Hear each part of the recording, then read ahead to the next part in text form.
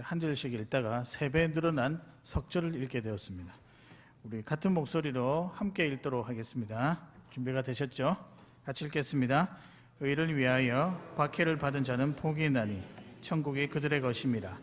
나로 말미암아 너희를 욕하고 박해하고 거짓으로 너희를 거슬러 모든 악한 말을 할 때에는 너희에게 복이 있나니 기뻐하고 즐거워하라. 하늘에서 너희의 상이 큼이라. 너희 전에 있던 선지자들도 이같이 박해하였느니라. 아멘. 오늘의 말씀은 기뻐하고 즐거워하라. 기뻐하고 즐거워하라입니다. 근데 오늘 본문을 딱 읽어보니까 기뻐하고 즐거워할 만한 상황이 아니죠. 어떤 상황일까요? 고난입니다. 고난. 믿음 때문에 생기는 고난도 있을 수 있겠지만 또 내가 예수님을 믿고 나서 내 삶에 일어나는 이유 없이 다가오는 고난, 실패, 여러 가지 것들. 그 고난에 대해서 말씀하면서 마지막에 무엇이라고 결론 내리냐면 기뻐하고 즐거워하라. 말이 됩니까 이게? 여러분 생각해 보시면 말이 됩니까 이게? 뭔가 어색하기도 하고 앞뒤가 맞지 않죠. 그럼 다른 말씀에서는 이 고난에 대해서 어떻게 이야기하고 있는가? 불편한 이 마음을 가지고 우리가 어떻게 말씀을 대할 수는 없잖아요. 그래서 다른 말씀은 어떻게 되어 있는가? 제가 몇 군데 한번 찾아보았는데 여러분 한번 황당한 이야기를 한번 들어보십시오. 베드로전서 3장 17절입니다. 선을 행함으로 고난받는 것이 하나님의 뜻일진데, 고난받는 게 하나님의 뜻이랍니다. 알고는 있지만 막상 보니까 싫죠. 악을 행함으로 고난받는 것보다 나으니라. 시편 33편 19절은요. 의인은 고난이 많으나, 고난이 많답니다. 의인은요. 여호와께서는 그의 모든 고난에서 건지시는도다. 차라리 이러면 고난을 주시지 마시지, 고난에 툭 던져놓고 고난을 건지신다는 것은 뭐죠? 근데 더 화가 나는 문구가 있습니다. 시편 119편 71편입니다. 혹시 아십니까? 자막에 나오니까 아시겠죠? 고난 당하는 것이 내게 뭐라? 유익이라. 아멘으로 받기에는 이거 되게 난감한 상황이긴 합니다. 물론 이제 우리가 인생에 살다 보면 경험으로 받을 수는 있겠지만 불편하죠. 디모데후서는 2장 3절에 디모데후서 2장 3절에는 너는 그리스도 예수의 좋은 병사로 나와 함께 고난을 뭐하라? 받으라. 뭘 얼토당토하는 이야기를 지금 하고 있을까요? 제가 도대체 성경 말씀에 고난에 대해서 언급한 것이 얼마 정도 되는가? 구약에 54번, 54번이죠. 신약에 65번, 65번이라는 합이 119. 제가 수학을 굉장히 잘합니다. 합이 119입니다.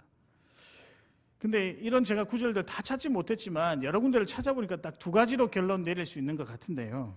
첫 번째는 뭐냐면 좀 안타깝지만 모든 성도에게 고난은 있다라는 사실입니다.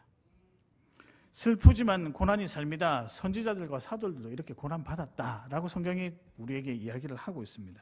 두 번째입니다. 이게 더 힘들어요. 고난이 뭐하다? 유익이다. 이렇게 이야기를 합니다. 딱 2가지로 내릴 수 있어요. 고난이 그냥 끝나지 않는다. 언젠가는 성도에게 반드시 유익이 된다. 이해는 가지만 선뜻 아멘으로 화답하기에는 되게 난감한 그런 내용입니다. 인정하고 싶진 않죠. 여러분 고난이 있고 고난이 유익이라고 기쁜 마음으로 받아들일 성도가 여기에 누가 계십니까? 저는 그런 성도가 있다라고 그러면 저는 이렇게 말씀드리고 싶습니다. 정신 차리세요. 여러분 부모를 잃은 자녀의 심정 얼마나 아프겠습니까? 반대로 자식을 잃은 부모의 심정, 이거는 이루 말할 수 없죠. 근데 그 앞에 대고 고난은 내게 유익이라, 어느 용기 있는 사람이 그렇게 이야기할 수 있을까요? 근데 우리 주님도 참 눈치가 없으세요. 아시는지 모르시는지 모르겠지만 오늘 본문을 뭐라고 이야기하냐면 의를 위하여 박해받는 자는 복이 있답니다. 천국이 그들의 것이며. 바꿔서 한번 읽어볼까요? 천국에 사는 자들, 천국 백성들은 의를 위해 박해를 받는 자들입니다. 그게 복입니다 라고 이야기를 하고 있습니다. 여러분 어떻게 이해를 해야 될까? 우리 상식과 반대된 이 고난에 대해서요. 물론 제가 몇 주 전에도 고난에 대해서 말씀을 드렸지만 고난은 묵상하면 묵상할수록 그 안에 있는 여러 가지 신비한 은혜들이 있는 것 같습니다. 여튼 그렇지만 모든 말씀이 아마 빌립보서 1장 29절처럼 하나로 기결되는 것 같은데요. 그리스도를 위하여 너희에게 은혜를 주신 것은 다만 그를 믿을 뿐 아니라 또한 그를 위하여 고난도 받게 하려 하심이라. 고난 가운데 은혜가 있다고 하고 그 고난 받아야 된다고 합니다. 그래서 오늘 본문 서두에 기뻐하고 즐거워하라. 사실 저와 여러분이 썩 내키지는 않아요. 마음이 내키지는 않은데 계속해서 말씀은 우리의 생각과 다르게 고난을 받으라. 고난 가운데 뭐가 있다라고 하니 우리 조금만 한번 열린 마음으로 오늘 이 말씀을 한번 받아볼까요? 그렇다고 해서 제가 처음에 양보하자, 하나님께 양보하자 쓰기에는 너무 교만한 어투니까 그래도 조금 열린 마음으로 도대체 고난 가운데 우리가 어떻게 기뻐하고 즐거워할 수 있는지, 아니면 오늘 성경이 노골적으로 이야기하는 고난이 왜 유익이 되는지 여러분께 다시 말씀드리지만 열린 마음으로 한번 고민해 보자고요. 묵상해 보자고요. 바라기는 우리도 언젠가 고난이 유익이다라고 고백할 수 있는 용기가 오기를 바랍니다. 고난 가운데서도 이 고난이 주님 주셨다라고 행복하게 결말 맺고 우리 삶을 마감하고 주님께 돌아가는 일이 있기를 진심으로 바랍니다. 그래서 오늘 저와 여러분이 살펴보도록 하겠습니다. 고난을 기뻐하고 즐거워해야 하는 이유, 이제 본격적으로 들어가겠는데요. 첫 번째입니다. 혼자 걷는 길이 아니기 때문이죠. 이 길을 우리가 조금 기뻐하고 즐거워하고 약간의 여유를 가져야 되는 이유는 혼자 걷는 길이 아니라는 거죠. 결론적으로 말씀드리면 여러분의 인생은 여러분 혼자 걸어가는 길이 아니라는 거죠. 누가 함께 걸어가실까요? 주님이죠. 너무 잘 아는 사실이죠. 아니라고 해도 느껴지지 않아도 사실은 사실입니다. 여러분이 아니라고 해도 우리 주님은 저와 여러분의 인생길, 특별히 고난의 길을 같이 걸어가고 계십니다. 여러분, 우리가 누가 혼자 걷는 것보다 함께 걷는 게 편하고 힘도 되죠. 이미 우리의 연약한 부분을 아시는 주님께서 우리 형편을 아시기 때문에 같이 걸어가 주고 계십니다. 사랑하는 여러분, 이 사실이 고난 가운데 있는 성도들에게 정말 조금이지만 간절한 위로가 되기를 진심으로 바랍니다. 제가 대학생 때 경남 하동에 있는 시골 마을에 이제 농촌 봉사를 하러 간 적이 있습니다. 교회에서 갔었는데요. 교회에서 이제 봉사를 마치고 숙소로 오는 길이었습니다. 산골 마을이라 굉장히 어둡더라고요. 아침 일찍 가가지고 저녁 늦게까지 일하고 저녁 먹고 이제 돌아와야 되는 한 8시쯤에 돌아와야 되는데 정말 시골길이, 강둑길이 그렇게 저는 칠흑같이 어두운지를 그때 처음 경험했었거든요. 근데 하필 제가 맡은 사역이 그날따라 빨리 끝나가지고 저 혼자 와야 됩니다. 근데 탁 시골길을 걸으려니까 엄두가 안 나는 거예요. 그래서 걸을까 말까, 걸을까 말까. 뭐 예전에는 그 당시에는 핸드폰이 있었던 시절이 아니고 삐삐가 있던 시절이어서 뭐 누구한테 연락도 못하고 오도 가도 못하고 제가 가만히 있었는데 누가 뒤에서 바스락바스락 되면서 후레쉬 하나를 가지고 오는 거예요. 제가 아까 일을 도와드렸던 집의 할아버지셨습니다. 제가 페인트 칠도 같이 하고 뭐 벽지도 발라드리고 그렇게 했었는데 그 할아버지가 이러시는 거예요. 청년 무섭죠? 제가 같이 가드릴게요. 그럼 제가 보통 남자니까 어떻게 해야 되죠? 물론 이제 남자로 다 그런 건 아닙니다. 아닙니다. 저 혼자 걸어갈 수 있습니다. 이렇게 해야 되는데 제가 뭐라고 했냐면 감사합니다 할아버지. 근데 같이 걸어오면서 이런저런 이야기를 했거든요. 한 7, 8분 되는 시간이었는데 혼자가 아니라 같이 오니까 조금 두렵지가 않더라고요.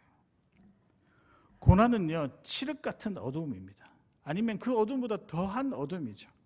좌절하고 실패하고 낙담하고 아프고 또 내가 원하는 대로 움직이지 못하는 불편함이 있고 외로워요. 고난은 그렇더라고요. 그래서 여러분 죽고 싶기도 하셨을 거예요. 모든 걸 다 내려놓고 도망이라도 쳐서 나 혼자 그냥 고난 없이 살고 싶었을 때가 종종 있었을 것입니다. 앞으로도 일어날지 몰라요. 근데 여러분 꼭 그때 누가 눈에 들어오죠?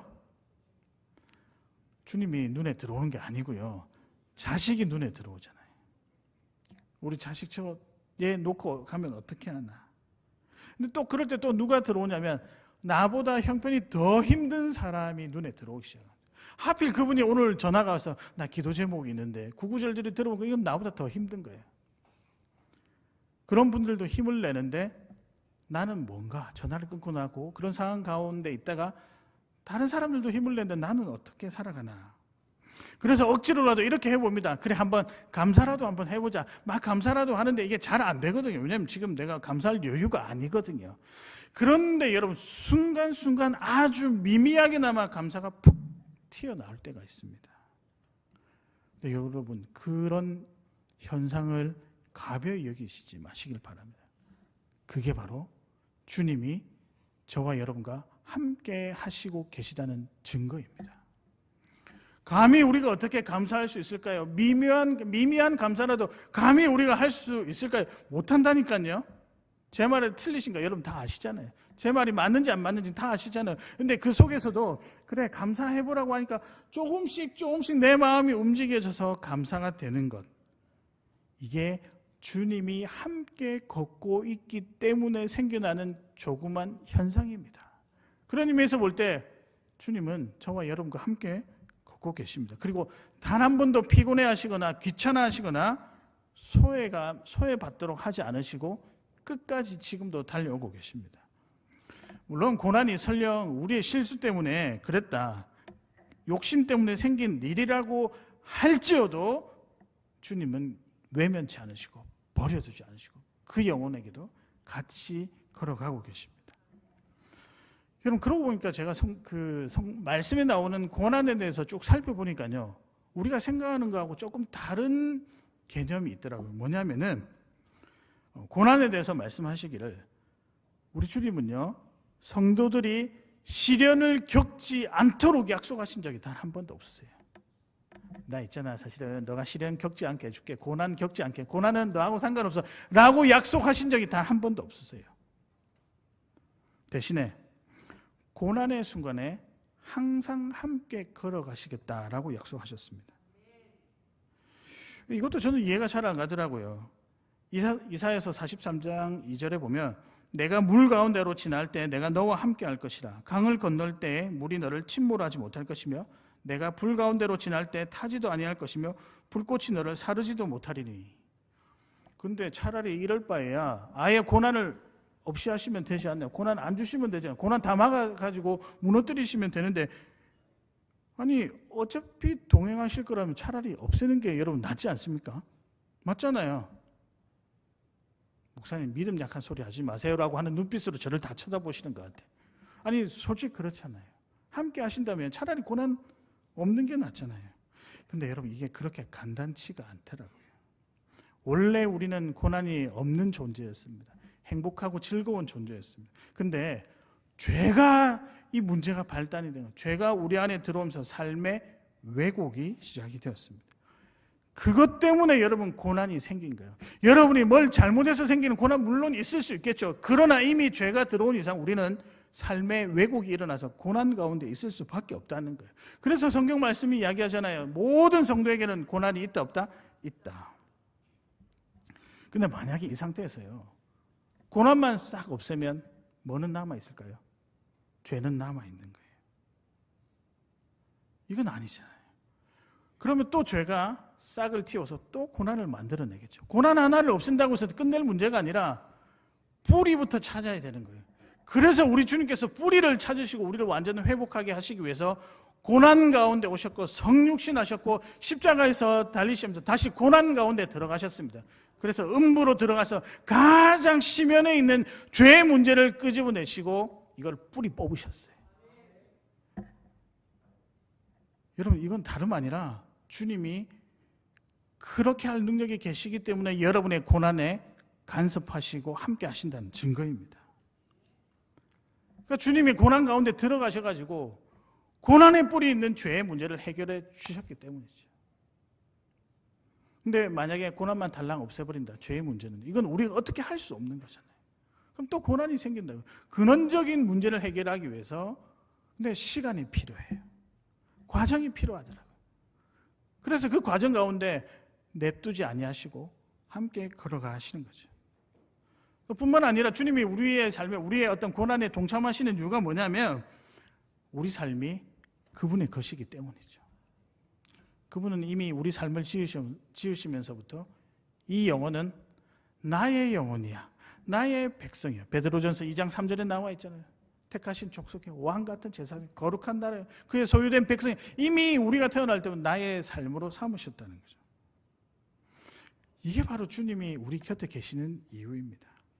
그렇게 함께 걸어가시면서 고난 가운데 우리 죄를 발견하게 하시고 회개하게 하시고 정립케 하시고 거룩하게 하셔서 온전히 고난의 길을 통과하도록 만들어 주신다는 거예요. 그런 의미에서 볼 때 이 말씀이 딱 결론적으로 맞는 것 같아요. 욥기서 23장 10절인데요. 나의 가는 길을 오직 그가 아시나니 그가 나를 단련하신 후에는 내가 정금같이 나오리라.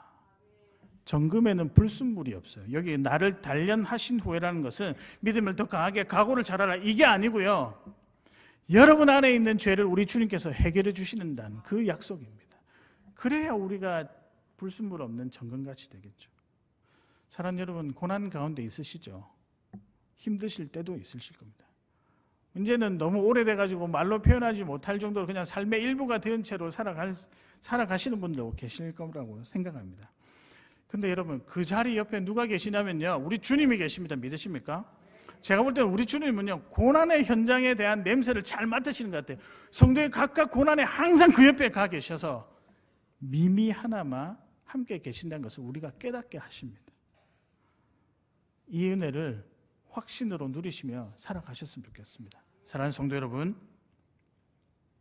고난 가운데 항상 같이 계신 주님과 여러분의 고난을 통과하시는 귀한 여러분 되시기를 주님의 이름으로 축복합니다. 두 번째입니다. 우리가 이 고난을 향해 기뻐하고 즐거워해야 하는 이유는 무엇인가? 고난이 믿음의 교실이기 때문입니다. 즉, 우리 믿음을 강하게 하는 교실, 배움터가 어디냐? 좀 애석하지만 고난이라는 거예요. 고난이 아무리 강하고 힘들게 하여도 성도의 삶을 결코 무너뜨리지 않는 이유는 고난을 통하여 우리 주님께서 믿음을 강하게 하시기 때문입니다. 아니라고 해도 이거는 사실입니다. 그래서 우리는 언젠가는 꼭 웃게 될 것입니다. 여러분, 그렇게 되시기를 진심으로 바랍니다. 근데 저는 사실은 고난의 어떤 말씀을 하면서도 늘 부담스러워요. 정말 지금도 부담스러워요. 근데 그러면 그래도 제가 고난이 믿음을 강하게 한다, 고난이 우리 믿음을 강하게 하는 교실이라고 하는 이 진리를 어디에서 배우느냐? 고난을 통해서 또 배운다는 거죠. 이 진리를 고난이라고 하는 교실을 통해서 배우는 거죠. 여러분, 그래서 고난은요, 믿음이 자라는 교실이라고 할 수 있습니다. 그럼 믿음이 무엇일까요? 의지하는 거죠. 근데 무엇을 의지하느냐? 내가 아니라 주님을 의지하는 게 믿음이라는 거죠. 이걸 어디서 배우냐면요, 고난이라고 하는 교실을 통해서 배웁니다. 그러니까 우리가 열린 마음으로 고난을 한번 생각해 보자는 거죠.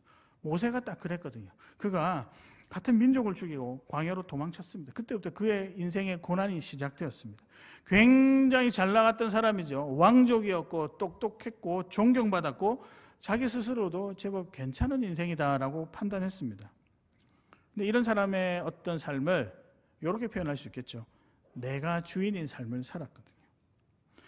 고난이 없을 줄 알았어요. 그리고 고난이 온다 하더라도 충분히 그 고난 맞닥뜨려서 해결을 할 것 같았습니다.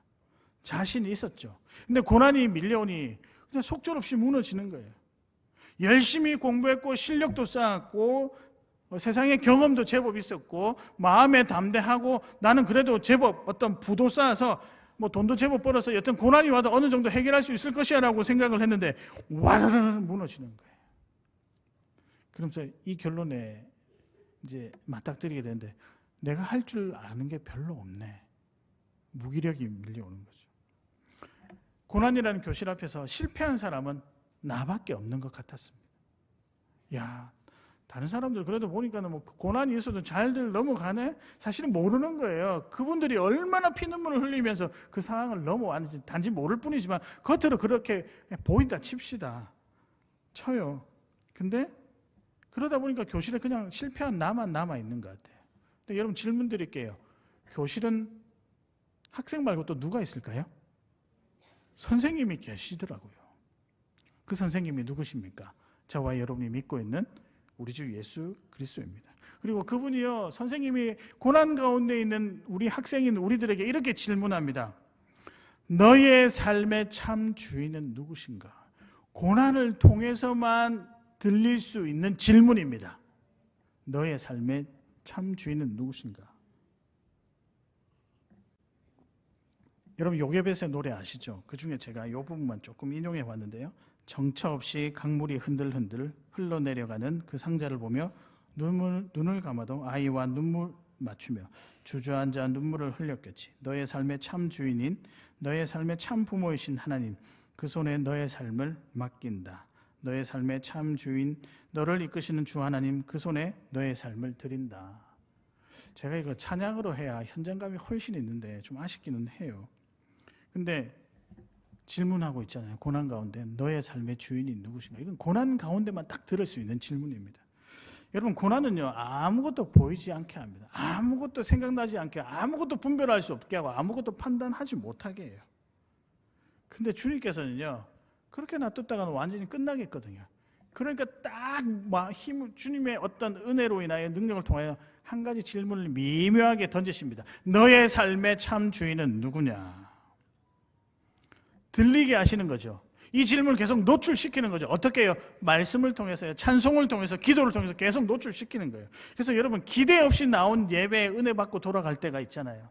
그 다음에 여러분, 그냥 흘러가면서 그냥 들었던 찬양인데 그게 그렇게 힘이 될 때가 있거든요. 그리고 오늘따라 누군가가 나를 위해서 기도해 준다라고 하는 느낌을 받을 때, 그것이 다름 아니라 이 질문인 거예요. 너의 삶의 주인은 누구냐고. 하나님의 어떤 간섭이고 하나님의 인도입니다. 여러분, 저도 그럴 때가 있었거든요. 고난 가운데 있는데 그냥 찬양 하나 들으니까 펑펑 눈물이 나는 거예요. 오늘 이 찬양이죠. 하늘 소망. 눈물이 펑펑 나는 거예요. 그러면서 또 깨달아요. 내 삶의 주인은 내가 아니라 하나님이시구나. 근데 좀 야속해요. 왜냐하면 하필 왜 고난 속에서 그걸 느끼게 하시냐고요. 근데 여러분, 고난 아니면 절대 생각 안 합니다. 고난 아니면 포기 못 합니다. 고난이기 때문에 그나마 손에 쥐고 있는 거 힘이 없으니까 축 놓을, 그때 주님께서 들리게 하시죠. 너의 삶의 주인은 누구신가? 노출시키는 거죠. 말씀을 통해, 기도를 통해, 찬양을 통해 이 메시지, 이 질문을 계속 노출시키는 거예요. 너의 삶의 주인은 누구신가? 그런 의미에서 고난은 내가 주인이었던 삶을 주님께로 올려드리는 그 훈련을 하는 교실입니다. 실처 훈련해야 된다고 생각해요. 근데 여러분, 이 사실이 계속 우리 안에 이제 노출되면서 더 크게 다가오면서 여러분이 굉장히 어느 순간에 부끄러우실 때가 있습니다. 내가 왜 그랬을까? 내 삶의 주인이 점점 주님이 주인으로 바뀌는 시간입니다. 생각이 바뀌고, 그리고 뭔가 설명할 수 없는 용기와 활력이 생긴데, 그 용기, 활력이 뭔지, 뭘까, 이게 도대체 뭐지? 이게 무슨 해결의 어떤 첫 출발점일까라고 생각하는데, 거기에 쭉 가다가 딱 요 지점에 멈추게 돼요. 그 멈추는 지점이 어디냐? 이사야서 53장 5절입니다. 제가 읽어드리겠습니다. 그가 찔림은 우리의 허물 때문이요, 그가 상함은 우리의 죄악 때문이라. 그가 징계를 받음으로 우리는 평화를 누리고 그가 채찍에 맞음으로 우리는 나음을 받았도다. 요 지점이에요. 나를 위해 십자가에서 고난당하신 그 고난이 밀려오면서 저 초라하게 돌아가신 그 예수 그리스도를 향하여서 저분이 나의 주인이다라고 하는 딱 그 고백 순간에, 그 지점이거든요. 그때부터 여러분 삶의 회복이 시작이 됩니다. 예수 그리스도로부터 회복이 시작된다는 말이 요 말입니다, 여러분. 그러면서 이제는 결단하기 시작하죠. 아까 미미한 감사가 나오기 시작했다고 했잖아요. 한 번 더 나옵니다. 자주 등장합니다. 삶이 바뀌기 시작하고요, 사모하는 것이 생기고요, 기도하기 시작하고 찬양하기 시작하고, 아무것도 변한 것은 없고 결과적으로 더 힘들 수도 있지만 이전과는 다른 나의 삶의 목표가 생기고 방향이 생긴다는 거죠. 그러면서 여러분 이렇게 고백합니다. 이제 내 삶의 주인은 나의 주님이시라고. 여러분, 이게 믿음입니다. 여러분, 예전과는 다르게, 예전의 믿음은요 반쯤 있었거든요. 나도 어느 정도 살 수 있어, 내 능력 가지고 살 수 있어, 하나님도 알지, 그게 믿음이었다라고 한다면 이제는 더 강해져서 어떻게 된다고요? 고난을 통과하니까 오직 나의 삶의 주인이 주님이시다. 더 두꺼운 믿음으로 변하게 되는 거죠. 여러분, 이 믿음으로 고난을 통과하는 거예요. 다른 고난으로 통과하는 게 아니에요. 나의 삶의 주인이 주님이시다. 고난은 믿음을 배우는 교실입니다. 사랑하는 여러분, 물론 그 과정이 녹록지 않죠. 근데 우리 주님께서요 계속 노출시키십니다. 믿음이 강해지는 걸로 노출시키십니다. 근데 왜 그렇게 하실까? 그분께 우리 인생도 그분의 인생만큼 중요한 인생이거든요. 저와 여러분의 인생도 그분이 살아가셨던, 그 예수 그리스도가 살아가셨던 그분의 인생만큼 여러분의 인생도 되게 중요하거든요. 그러니까 그분이 주인 노릇 하시고 싶은 거예요. 이걸 로마서에서 뭐라고 표현했냐면 왕 노릇 한다라고 하지 않겠습니까? 왜냐하면 그렇게 해야 고난을 통과할 수 있거든요. 사랑하는 여러분, 여러모로 힘드신 줄 알지만 그 속에서 정말 미미하게 들려오는 너의 주인이 누구냐, 이 음성 들으시고 이 음성의 대답함을 통하여서 고난이라고 하는 이 교실을 통과하셔서 더 두꺼운 믿음으로 살아가시게 되었으면 참 좋겠습니다. 그럴 수 있습니다. 지금도 잘하고 계세요. 지금도 너무 열심히 견뎌오고 계십니다. 조금만 더 해보시자. 끝이 얼마 남지 않았습니다. 그렇게 살아가시는 귀한 여러분 되시기를 주님의 이름으로 축복합니다. 마지막입니다. 우리가 기뻐하고 즐거워해야 하는 이유는 무엇인가? 마지막인데요, 요 한 단어입니다. 보상입니다. 보상. 우리가 즐거워해야 되는 이유는 보상이 있습니다. 우리 주님께서 그냥 여러분 고난을 통과할 때 여러분이 잘못을 해서 그렇지 않든 간에 상관 다 없습니다. 주님의 보상이 있습니다. 그 주님의 보상 지금도 저와 여러분이 누리고 있습니다. 그리고 앞으로도 누릴 것이고 영원히 누릴 것입니다. 이 보상이 뭘까요, 여러분? 여러분이 한번 답해 보십시오. 뭘까요? 딱 하나입니다. 구원입니다. 구원. 제가 아무리 생각해도 성경 말씀이고 오늘 묵상을 해도 이거 외에 더 이상의 최고의 보상이 없는 것 같아요. 여러분, 이 구원의 확신 가지고 살아가신 여러분 되시기를 바랍니다. 오늘 10절에 보면요, 의를 위하여 박해를 받은 자는 복이 있나니 그 다음에 뭐라고 되어 있습니까? 천국이 저희 것이며 천국이 있다라고 해요. 12절에 하늘의 상이 큼이라 너희 전에 있던 선지자들도 이같이 박해하였느니라. 하늘의 상이 뭘까요? 구원이죠. 근데 이 구원을 위해서 선지자들도 제사장들도 왕들도 사도들도 박해 가운데 있었다는 거예요. 여러분, 천국이 고난받은 성도의 것이며 하늘의 상이며 선지자들도 갔던 길이라고 합니다. 그러면 질문 드릴게요. 의를 위해 핍박을 받은 선지자들과 고난받으신 예수님은 지금 어디에 계실까요? 천국이죠. 하나님 나라로, 하나님이 다스리는 나라죠. 다른 말로 표현하면 이게 여러분 구원입니다. 구원 가운데 계시는 거죠. 제가 다른 목사님 이야기를 글을 제가 그렇게 인용하는 편은 아닌데 여튼 이 문구는 너무 좋아서 한번 인용해 보았습니다. 마이클 월콕이라고 하는 전 사실 잘 모르는 분이에요. 근데 책을 읽다가 너무 좋아서 제가 따왔는데 고난에 대해서 이렇게 이야기했습니다. 믿는 이들에게도 이런 일이 닥칠 수 있다. 그렇다고 길을 잃어버렸다는 것은 아니다. 무고한 이들에게도 시련은 일어날 수 있다. 그렇다고 당신이 바른 길에서 벗어났다는 의미는 아니다. 세상이 지속되는 한 그럴 수 있다. 이유를 모르는 상태에서 고난당할 수 있다. 하지만 답도 있고 목적도 있으니 언젠가는 너도 알게 될 것이다. 저는 참 이 말이 제일 위로가 되던데요. 그런데 확실한 사실, 흑암 속을 걸어가신 예수님 덕분에 우리는 무슨 일이 있어도, 심지어 우리의 삶의 가장 어두운 순간들에게 있어도 소망은 사라지지 않는다. 그 소망은 구원의 소망이다. 같이 공부하고 같이 목사가 되는데 이 사람은 하니까 굉장히 있어 보이고 제가 하니까 별로 좀 없어 보이는 이유가 뭘까요? 맞습니다. 주님 주시는 보상이 뭐냐? 구원이죠, 구원. 그래서 우리가 그 구원을 뭐라고 표현하냐면 하늘 소망이라고 표현하지 않겠습니까? 근데 제가 아무리 생각해 봐도 이보다 더 큰 보상은 없는 것 같아요. 그렇다고 여러분, 이 보상이 있으니, 이만큼 큰 보상이 있으니 인내하고 견뎌라, 제가 이 말씀 드린 게 아니고요. 고난을 견뎌내지 못하든 간에 주의 성도는 구원이 확보되어 있습니다. 이미 선물 받았어요. 근데 여러분, 이게요, 나중에요, 심판과 맞물려 있을 때는 굉장한 특권으로 다가옵니다. 굉장히 큰 위로와 기쁨이 됩니다. 심판 가운데 섰었을 때 구원받은 자는 심판이 잔치지, 우리를 향한 정말 처절한 결과를 맞이하는 그게 아니거든요. 성도에게 있어서 이 정도 보상이 있어야 되지 않을까요? 저는 그렇게 생각합니다. 물론 부족하죠. 근데 우리가 잘해서 뭐 되는 보상이 아니고 주님께서 그냥 우리에게 보상을 허락해 주신 거죠. 그런 의미에서 저와 여러분이 고난 가운데 있더라도 조금의 마음 문을 열고 주님께서 주신 구원에 대해서 너무 감사했으면 좋겠습니다. 저희 아버지가 8년 전에 암 수술을 크게 받으셨습니다. 제가 소식을 듣고 급히 부산에 내려가서 갔는데 너무 떨리는 마음으로 병실에 계시길래 울면서 손을 잡고 기도해 드렸습니다.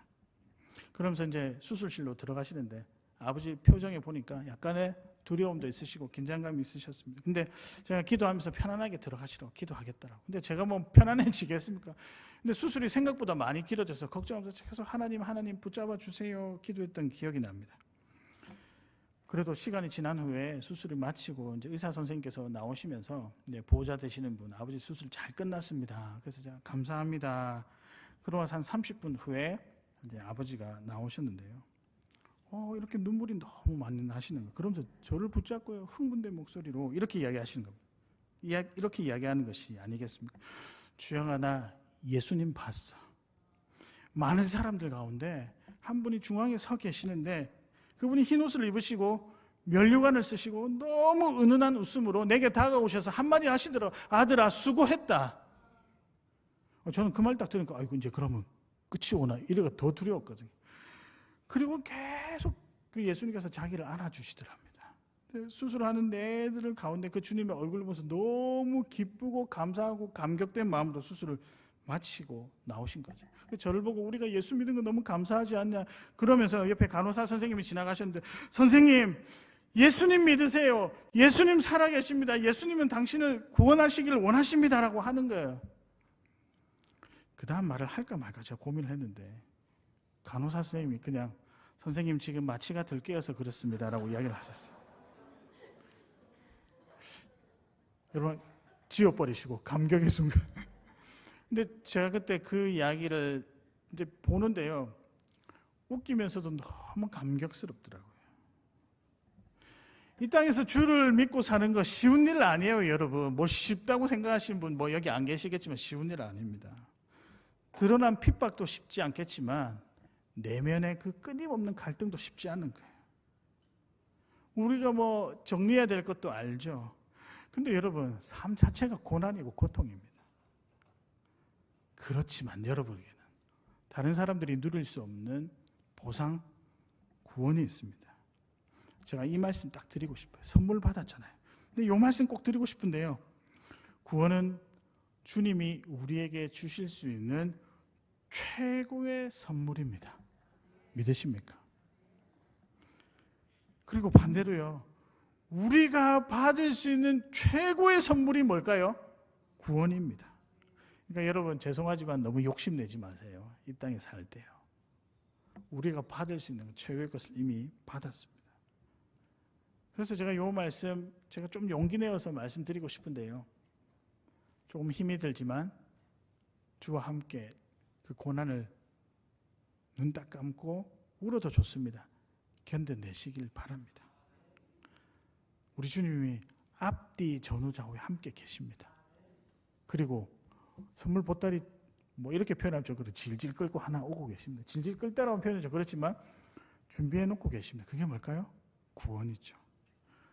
우리 성도님들 여러 가지 인생의 어떤 삶의 고난의 흔적들이 많으신 줄 압니다.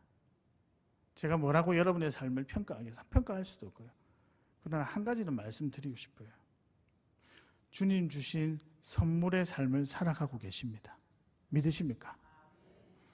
이 사실 조금 열린 마음으로 받아들이시고, 그래도 우리가 이미 시작한 고난의 길이라 할지어도, 그렇지 않다 할지어도 능히 걸어가시길 바랍니다. 저도 부족하지만 그 길에 함께 동참하려고 합니다. 옆에 계신 분들도 여러분의 길에 동참하려고 하십니다. 부족하지만 같이 기도하며 나가는 거예요. 그렇게 살아가시는 귀한 여러분 되시기를 우리 주님의 이름으로 축복합니다. 말씀을 정리하겠습니다. 오늘의 말씀은 기뻐하고 즐거워하라. 고난에 관한 말씀이죠. 우리가 고난을 기뻐하고 즐거워해야 하는 이유는 무엇일까? 첫 번째요, 뭘까요? 그 길은 혼자 걷는 길이 아닙니다. 주님이 가시는 길입니다. 믿으십니까? 두 번째는요, 내 믿음이 두꺼워지는 교실입니다. 고난은, 그래서 여러분 고난 가운데 배워야 될 것들이 있습니다. 여러분 생각을 조금 바꿔보시자고요. 마지막입니다. 걱정하지 마십시오. 저와 여러분이 이 세상을 그 어떤 것도 바꿀 수 없는 최고의 선물을 가지고 있습니다. 믿음으로 인한 구원입니다. 믿으실까요? 이 믿음으로 살아가신 여러분 되시기를 바랍니다.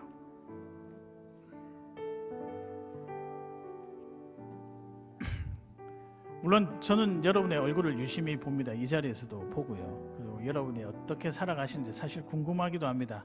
근데 너무 또 들이대면 불편하시잖아요. 근데 새벽에나 여러 가지 기도의 제목 기도하시는 분들 그 소리를 들어보면요, 아련하다. 어떻게 저렇게 살아오셨을까? 근데 여러분도 아시더라고요. 여러분이 정말 작은 믿음이지만 주님 믿고 살아오신 거 결코 작은 것 아닙니다. 잘 살아오셨어요. 지금까지 잘 견뎌오셨어요. 마지막까지 우리 주님 의지하면서 끝까지 살아가셨으면 좋겠습니다. 그 마음으로 여러분 이 찬양 하실 때 오늘은 그냥 우실 분도 우셔도 되고요, 고백하실 분들 고백하셔도 되고, 손 들고 마음껏 찬양했으면 좋겠습니다.